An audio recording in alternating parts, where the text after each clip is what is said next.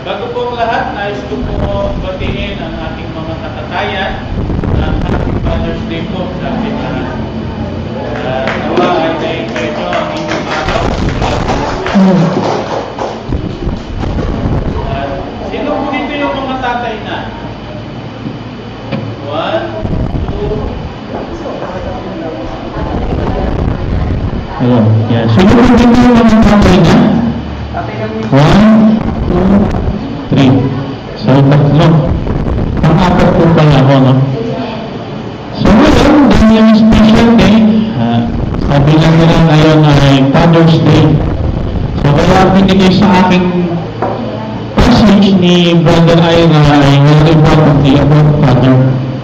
Kung iba ito, kasi Abraham. Kaya nakakapagpapalala ng mensahe ko sa umagang ito is Father Abraham. At siyempre, dahil yung mga putritakan ko at pakakatawa sa mga tatay, hindi naman sasayanin yung pagkakatawa may pangagiging sa inyo yung bagay na ito. At kung tingnan ko naman si Abraham, hindi naman po siya ng isang tatay. Hindi siya pala yung isang inimlo ng isang tatay na nananampalataya at sumusunod sa Diyos. Kaya sa mga ito, kung ating pagkasin na nasa natin kanina, Genesis chapter 18 verse 19, ang pagkasin mo ang sabi nito, "For I have chosen him so that he may command his children and his household after him to keep the way of the Lord by doing righteousness and justice." So sa iba, ang ganda ng pagkakataon sa kanya. At yung mga patay na hindi yun, may pala ay mga pinag na nananampalataya. Dahil naman po ang pagkakataon sa inyo. Nakalinis na sa mga children in the household to keep the way of the Lord. So bilang isang tatay, kung kahit kami naman nananampalataya, sa iyong pinasinasakutan na household, sa iyong mga anak, sa iyong asawa, ito po para sa ating mga tatay. At alam mo po, ang ating titignan, ang ilang bagay ng bagay na ito, kung ito mismo, hindi mo sinusunod ng gusto ng Diyos para sa iyo. So, ang isang parang mga ito, tayo lang sa mga anak na yung mag-iba, susunod kayo ng bata. Kasi sasabi ng bata sa iyo, at ikaw nga tatay, grabe mong mag-inom. Kung ikaw ay isang tatay na nagsusugal, dahil lang tingin ng tatay na nagsusugal, yung anak na nagsusugal, susunod kaya yun sa iyo. Especially, kung hindi nakikita sa buhay. No? At even sa atin, ang gano'n ng mga bataan ng sandito ngayon, sa ating mga iskalan pa sa ibang mga tao, kung hindi naman namin ito sa mga mo, na sinasunod ka sa Panginoon sa Kristo, napapatuloy ba na sinasabi mo na Kristiyano ba? Kasi kung sinasabi ko po, dahil na ito, ito ang sa Abraham, hindi naman tayo yung ating nakikita yung pagiging tatay. Kasi po si Abraham, siya po ay isang example ng isang tao na kung saan ay sumusunod sa Diyos. Pero dahil na Father's Day na yun, kung ikaw ay isang tatay, nagiging tatay, kamusta ang buhay mo bilang mananampalataya? Nakikita mo ay yung isang tunay na mananampalataya sa iyo. At alam na po nang binigay sa akin yung passage na ito, at nakita ko naman si Abraham, may Sunday school pa yun, may Sunday school pa na siya. Sunday school pa lang, narinig mo ba si Abraham? Kaya na binigay sa akin yung passage na ito, binilikan ko ang buhay ni Abraham. And from chapter 12 of Genesis, hanggang sa siya ay namatay in Genesis chapter 25, ang daming bagay na nakikita natin about kay Abraham. At kung isa-isahin ko po ang bagay ko lang, nagpapagaling dito tayo patapos. At parang dumating na yung sumunod tayo, dito pa rin ako at nagsasalita. Kaya kung hindi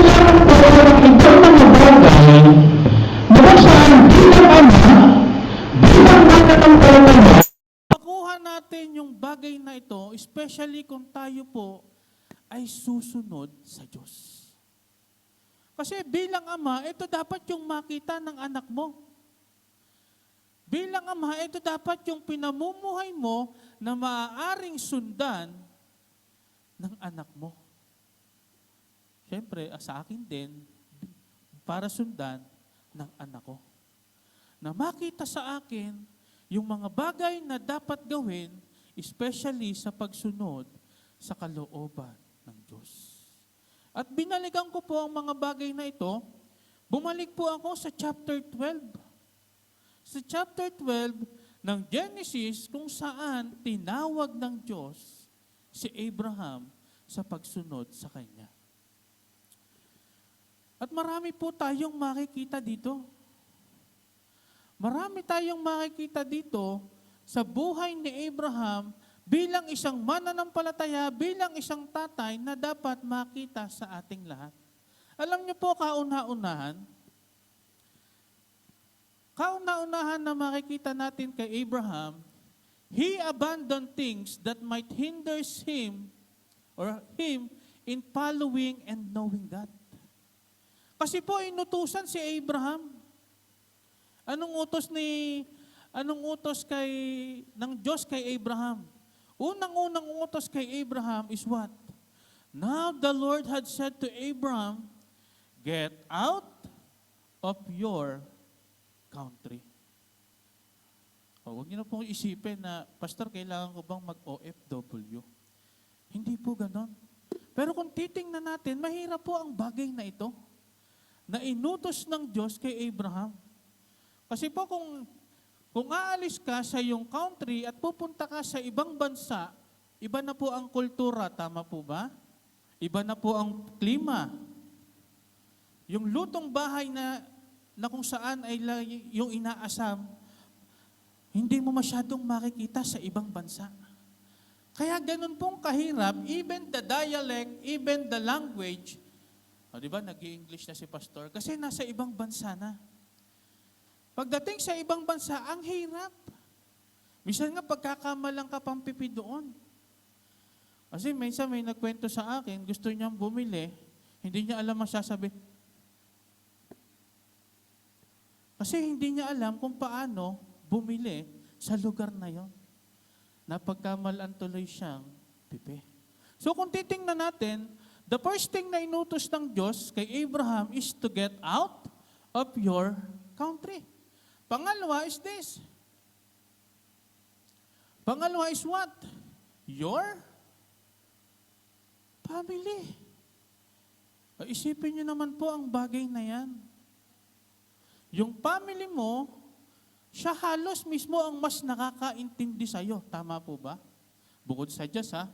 Kasi ang Diyos, lahat ng bagay, miski bilang ng iyong buhok, miski buhok sa ilong, alam ng Diyos kung ilan.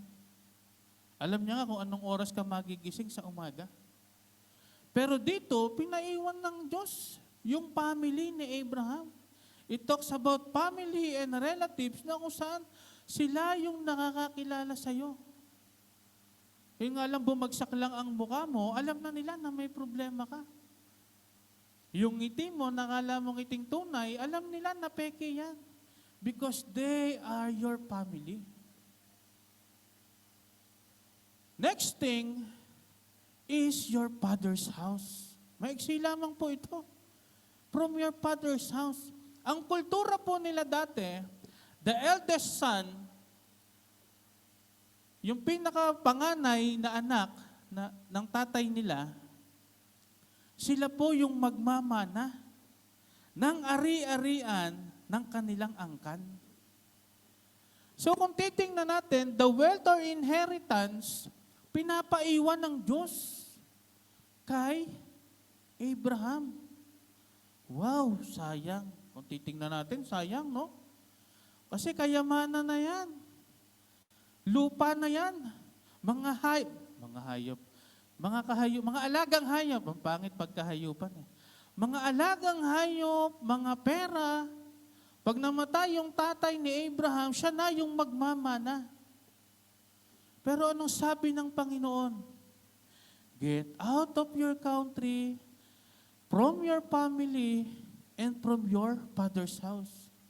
Sipin nyo, Pastor, paano naman naging harang yan sa pagsunod ni Abraham sa Diyos?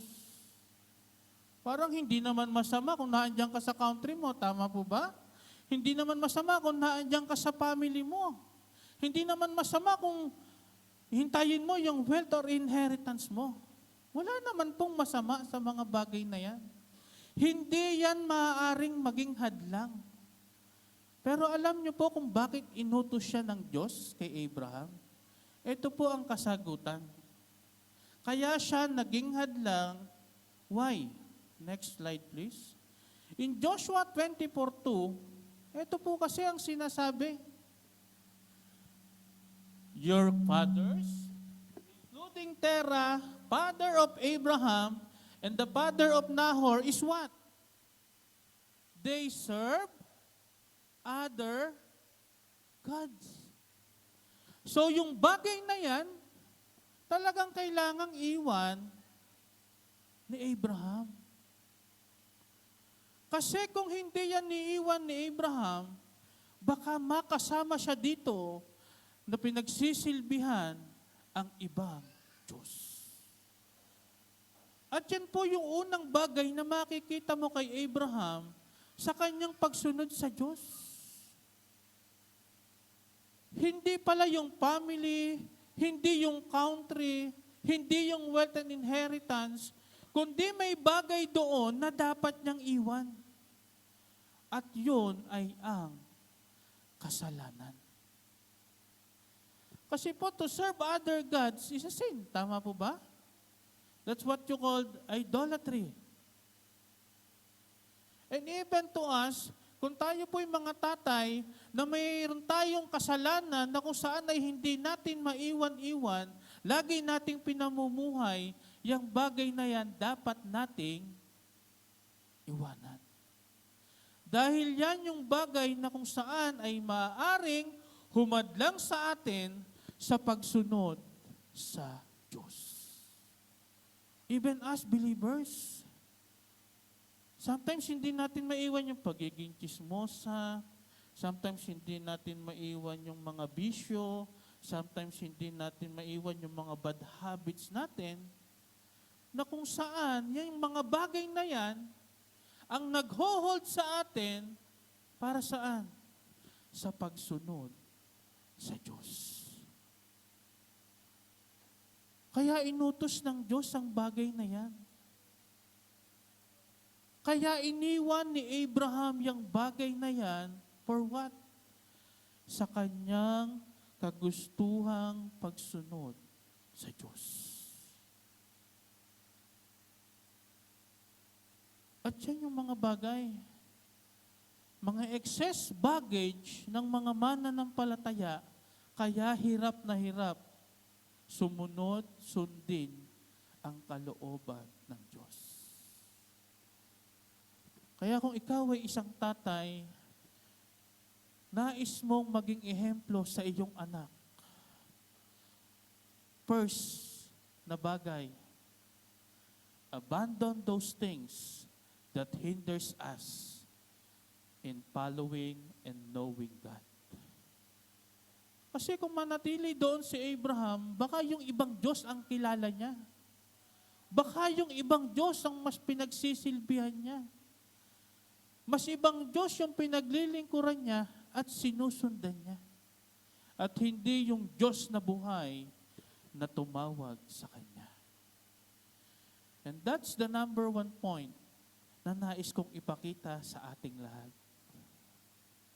That Abraham abandoned things hinder him in following and knowing God. No? Marami tayong bagay na hawak-hawak. Marami tayong bagay na niyayakap. May maraming bagay na kung saan excess baggage na hindi natin mabitawan. But now, hindi pa po huli ang lahat.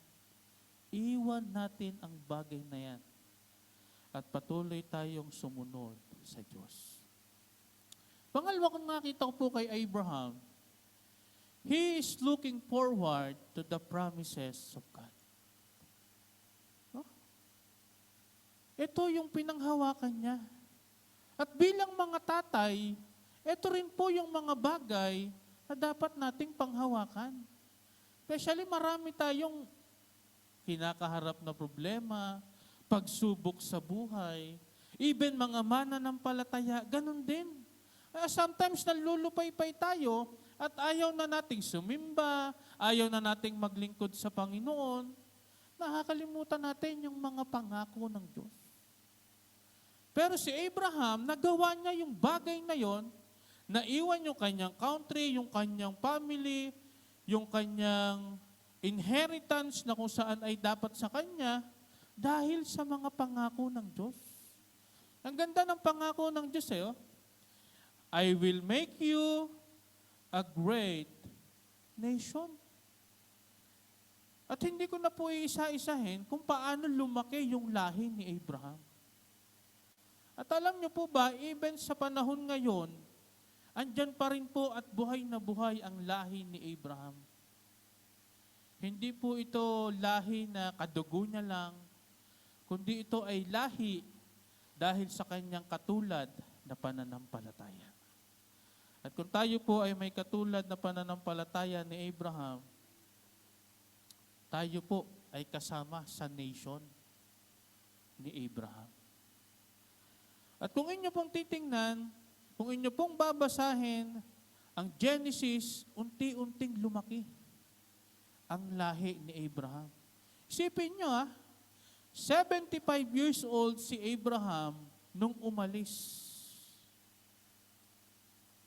Hirap ng mga anak. Ngayon nga, 40, 30 plus. Hirap ng magkaanak. Pero kung titingnan nyo si Abraham, ang hirap paniwalaan. Sabi, Lord, gagawin mo akong great nation? 75 years old ako? Tapos yung asawa ko, hindi man lang nakaranas na mabuntis. Hindi man nga, kahit nga man lang sana yung nakunan, nabuntis, nakunan, at least alam mo, nabubuntis pa. Pero si Sarah, kung ating titingnan yung kanyang asawa, hindi nakaranas na mabuntis. Pero yung bagay na yan, pinanghawakan pa rin ni Abraham. I will make you a great nation. Pangalawa, I will bless you and make your name great. Isipin nyo, no? At makikita natin kung paano ba pinagpala ng Diyos si Abraham.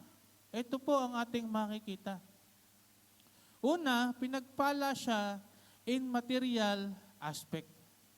In Genesis 13:2, kung inyo pong titingnan, napakaganda ng pagkakasabi. Abraham was very rich. So, ganyan yung pagpapala ng Diyos kay Abraham. No? Simula nang sumunod si Abraham sa Diyos, material aspect. Andoon yung pagpapala, andoon yung blessing. Pangalawa, spiritual aspect. In Genesis 15:6, ito po yung sabi diyan. And he believed in the Lord, and he accounted to him for righteousness. Na dineclare ng Panginoon na matuwid si Abraham. At hindi lamang ang Diyos ang nag-declare, even may tao na kung saan naka-witness na ang Diyos ay nasa kanya. Ayan po yung sabi sa Genesis chapter 21 verse 22. Ano pong sabi diyan? And it came to pass at the time that Abimelech and Phicol, the commander of his army, spoke to Abraham, saying, God is with you in all that you do. Pinagpala si Abraham in spiritual aspect. Na sa kanyang ginagawa, nakita ng tao na kasama niya lagi ang Diyos. Pangatlo, social aspect. No? Grabe yung pagpapala kay Abraham. Ito rin kasi yung pinanghawakan ni Abraham na pangako ng Diyos sa kanya that I will make you your name great I will bless you. Social aspect, isipin nyo, namatay si Sarah, walang malibingan, ito ang sabi ng tao doon. Hear us, my Lord, you are a mighty prince among us. Bury your dead in the choicest of our burial places. Isipin nyo, ganito ang pagtrato kay Abraham. Dahil kilala siya, tanyag ang kanyang pangalan, nung namatay si Sarah, even yung libingan ni Sarah, sinagot na ng mga tao na nakakakilala sa kanya. Siya pa ang pinapapili. And in social aspect, dahil kilala siya, tanyag na ang kanyang pangalan, ganun po ang nangyari sa kanya.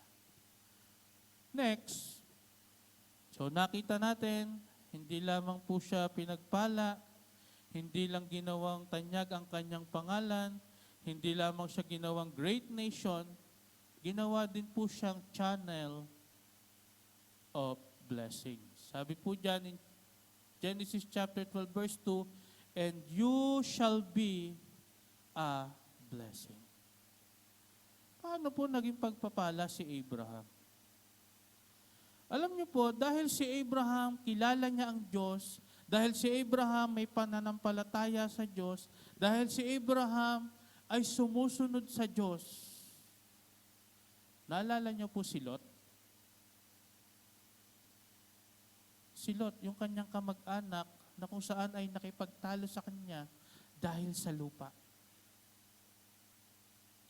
Ganon ang ginawa sa kanya. Pero dahil si Abraham ay may pananampalataya sa Diyos, kilala ang Diyos, sumusunod sa Diyos, anong ginawa niya para kay Lot? Di ba naging pagpapala siya kay Lot? Nakipagtawaran si Abraham sa Diyos para lang kay Lot. Dahil wawasakin ng Sodom at Gomorrah, andoon si Lot, si Mr. and Mrs. Lot. Ano ang ginawa ni Abraham?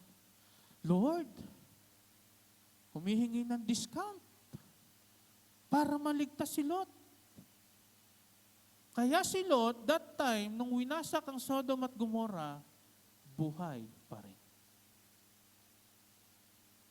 Kaya ganun po.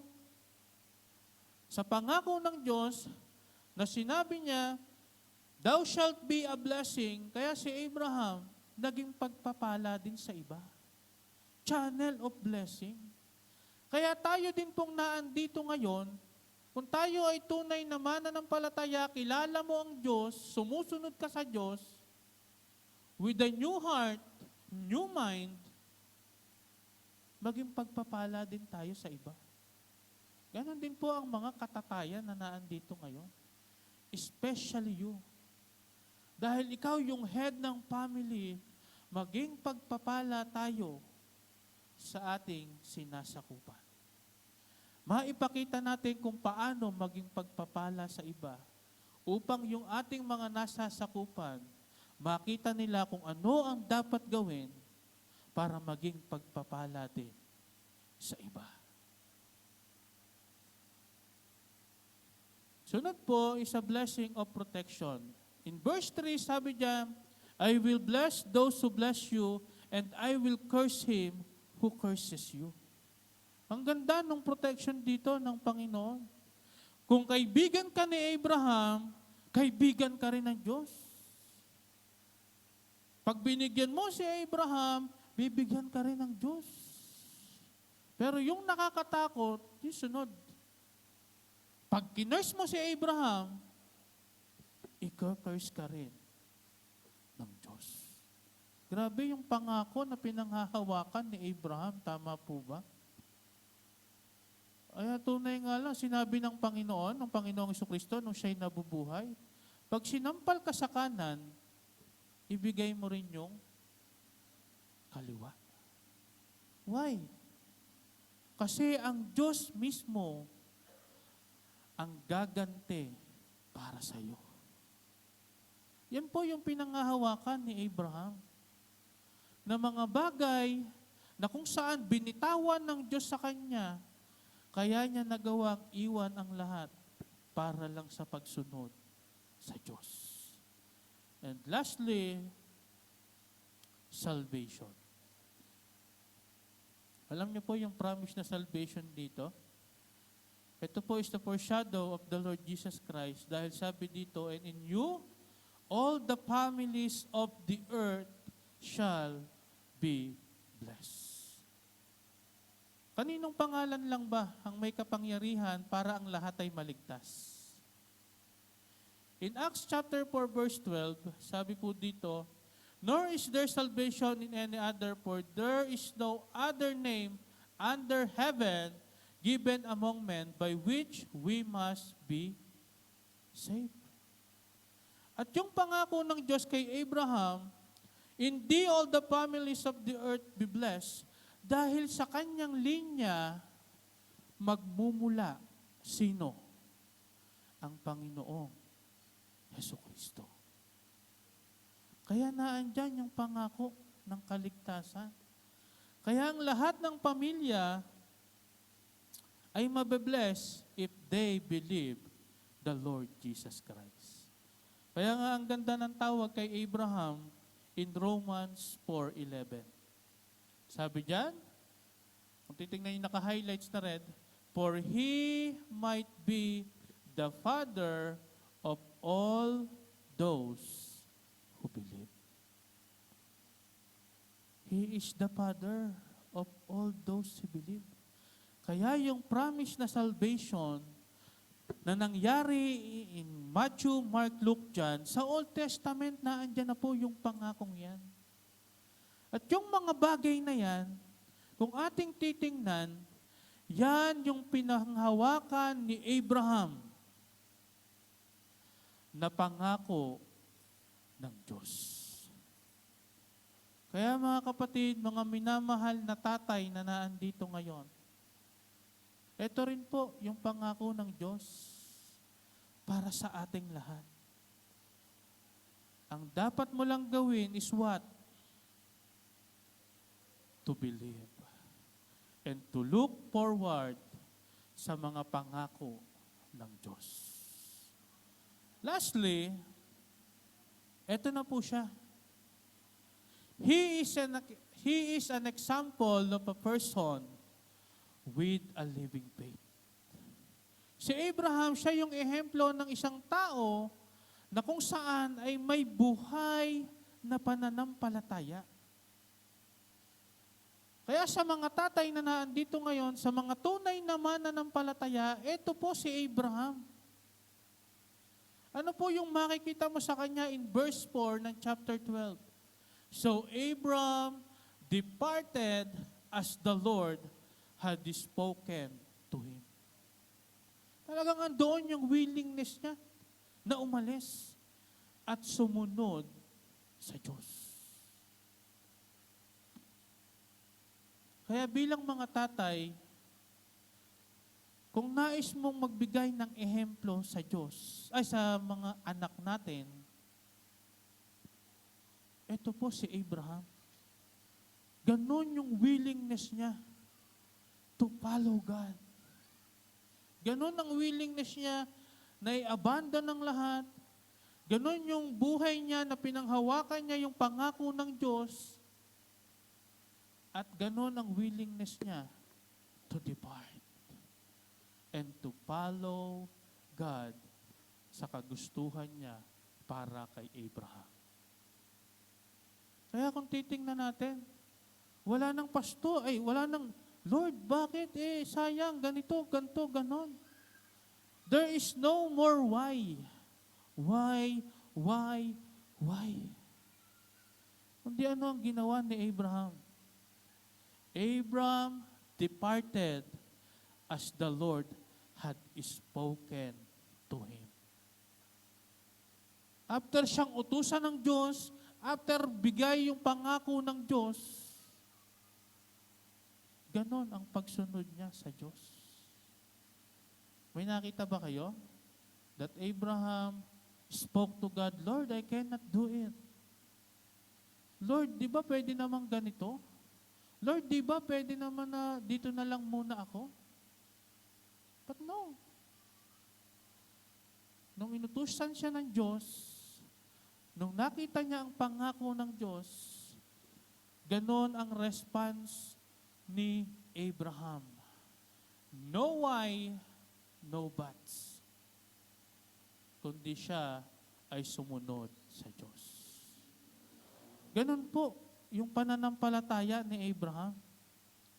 Kaya nga in James, makikita rin natin yung buhay niya. Ay, meron pa po pala dito. Ito pa po yung isa kong nakita, yung willingness na to offer Isaac. Diba? Kaisa-isang anak, i-offer pa. Si Isaac, siya yung legal son ni Abraham. Dahil si Isaac lamang yung anak niya sa kanyang tunay na asawa na walang iba kundi si Sarah. In Genesis chapter 22, tines na naman siya ng Diyos. Sabi ng Diyos, take now your son, your only son, Isaac, dinikdik pa no? Only son, Isaac, whom you love, and go to the land of Moriah and offer him. So, ang bigat ng utos ng Diyos, ang bigat ng test ng Diyos kay Abraham. Pero alam niyo po, nakita ko nung binabasa ko ito, nakita ko yung pagkakakilala ni Abraham sa Diyos. Nakita ko yung pananampalataya ni Abraham sa Diyos. Nakita ko kung gaano kakilala ni Abraham ang Diyos. Na kung saan dapat bilang mga tatay, bilang mananampalataya, gaano mong kakilala ang Diyos? Kasi sa buhay ni Abraham, next slide please, ito po, sabi, ginawa ni Abraham, early in the morning, sipin nyo, pagkakausap ni Diyos kay Abraham, early in the morning, ang aga, no? Siyempre, kung ikaw yung naandyan, tatamarin ka, Lord. Isa-isa kong anak, dadalhin ko sa Moriah, i-offer ko sa iyo, burnt offering pa. Susunugin ko pa. Ako pa yung papatay sa kanya, tapos susunugin pa. Pero kung titingnan mo si Abraham, dahil kilala niya ang Diyos, pinanghahawakan niya yung pangako ng Diyos. Ito ang ginawa ni Abraham. Rose early in the morning, arose and went to the place of which God had told him. Sipin niyo Next slide please. Kaya in James 2:21, ganyan kasikat yung pangalan ni Abraham. Hanggang book of James na andyan siya. Hanggang sa New Testament na andyan siya. Alam niyo kung bakit? Kasi nga isa siyang ehemplo ng isang tao na may tunay na pananampalataya sa Diyos. Dahil sa kanyang mga ginagawa na pagsunod sa Diyos. Next slide. In Genesis 22 verse 5, dito niyo po makikita sa kwento kung gaano niya kakilala ang Diyos. Kung gaano katindi yung pananampalataya sa Diyos. Tingnan niyo. So umalis na sila, naglakad na sila. In verse 5, in Genesis chapter 22, ito yung sabi, and Abraham said to his young men, yung kanyang mga alalay na kasama, stay here with the donkey, the lad, and I will go yonder and worship, and we will come back to you. Ganon yung pagkakakilala ni Abraham sa Diyos. Pumunta sila, i-offer niya si Isaac, at alam din ni Abraham, na babalik siyang kasama si Isaac. Isipin niyo yun, no? Kasi kilala niya kung sino ang Diyos. Kahit nga kay Isaac, sa kanyang conversation, ang ganda ng pagkakasabi. Kinausap ni Isaac si Abraham at sinabi niya, look, the fire and the wood, but where is the lamb for a burnt offering? Anong sabi ni Isaac? Anong sabi ni Abraham? In verse 7, sumagot si Abraham, God will provide for himself the lamb for a burnt offering. Ganyan po yung pananampalataya ni Abraham. Ganyan yung pagkakakilala ni Abraham sa Diyos. Kanina, anong pinanghahawakan ni Abraham? Mga pangako ng Diyos. Tama po ba? At ano yung unang pangako ng Diyos? I will make you a great nation. At dahil kilala niya ang Diyos na hindi bumabale sa kanyang pangako, Abraham believes na hindi niya hahayaang mamatay si Isaac. Kaya ganun yung sabi niya sa kanyang mga servant, hintayin niyo kami dyan. We will worship there at babalik akong kasama yung aking anak. Ganon din naman sa kanyang pagsagot kay Isaac, God will provide a lamb for burnt offering. Dahil ganon ang pagkakakilala niya sa Diyos. Ganon ang pananampalataya niya sa Diyos. Ganon niyang pinanghahawakan ang mga pangako ng Diyos. Kaya ganon yung willingness niya to offer Isaac because he knows God. He hold to the promise of God. Kaya kung titingnan natin sa buhay ni Abraham, yun po yung tatlong bagay na makikita natin. Una, is what? He abandoned things, iniwan niya yung mga bagay na kung saan ay maaaring humadlang sa kanya sa kanyang pagsunod at sa kanyang pagkilala sa Diyos. Pangalawa, he is looking forward sa mga pangako ng Diyos sa kanya. At pangatlo, he shows an example of a person na may buhay na pananampalataya dahil sa kanyang mga gawa.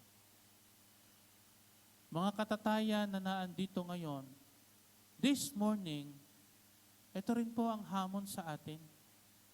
Kung nais nating maging ehemplo sa ating mga anak, sa ating mga nasasakupan, sa ating mga asawa, sa ating mga apo, sinama na yung apo no? Gawin po natin yung bagay na ito. Katulad ng buhay ni Isaac, iniwan niya yung mga bagay na kung saan ay maaaring maging hadlang sa kanya sa pagsunod sa Diyos. Pangalawa, pinanghawakan niya yung mga pangako ng Diyos. At pagdating sa pangatlo, naging ehemplo siya ng isang tao na may tunay na pananampalataya sa Diyos.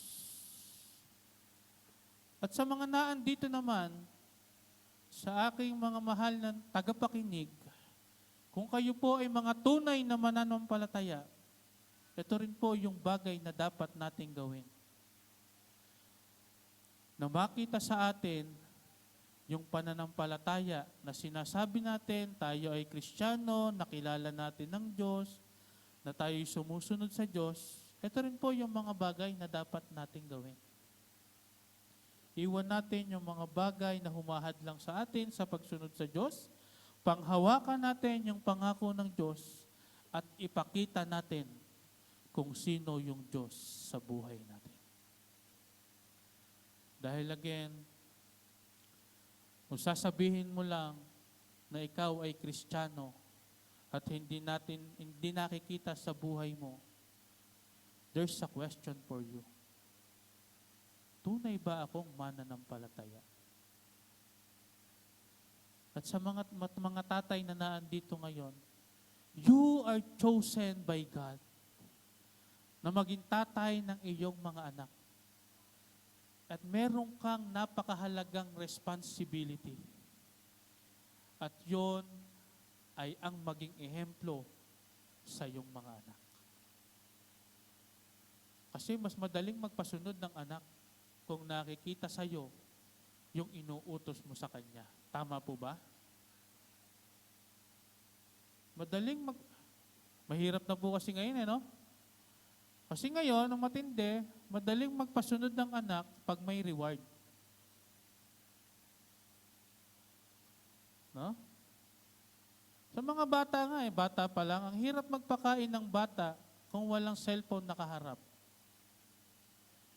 Bago mapakain ng iyong anak, lagyan mo muna ng tablet, lagyan mo muna ng cellphone para mapakain. Pero yung responsibility mo bilang magulang, nagagawa mo ba? Or yung laptop or yung tablet na lang or yung cellphone yung nagiging magulang nila? By the way, mga tatay, you have a great responsibility. Sabi nga doon sa passage natin binasa, pinili ng Diyos si Abraham. Ganon din po kayo, pinili kayo ng Diyos bilang maging ama sa inyong mga anak.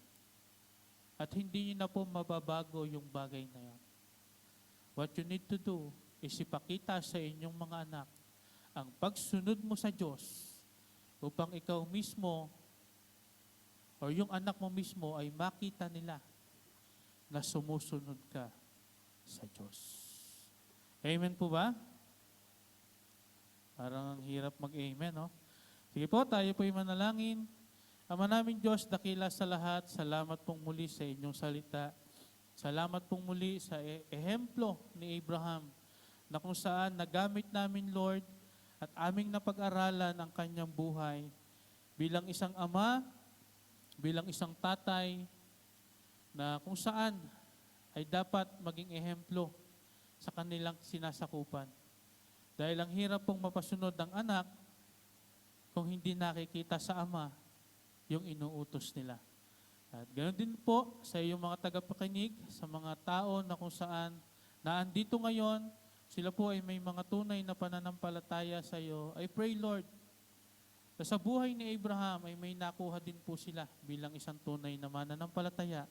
At ang mga bagay na ito, Lord, ay aming maipamuhay. Masunod namin ang kalooban mo, Lord, ng walang pag-iimbot at buong katapatan. We know, Lord, that Abraham, may mga pagkukulang din siya at may mga pagkakamali. Pero kung amin pong titingnan ang buhay ni Abraham, ay lamang po sa kanyang buhay ang pagsunod sa inyo. Kaya tulungan mo rin po sa aming mga buhay, hindi man namin ma-perfect, but mangibabaw sa aming buhay ang pagsunod din sa inyo. Kaya tulungan mo kami, Ama, sa matamis na pangalan ni Jesus. Amen. Amen. Good morning po sa ating lahat and happy Father's Day pong muli sa mga tatay na naandito ngayon. Naway pinagpala po tayo sa pamamagitan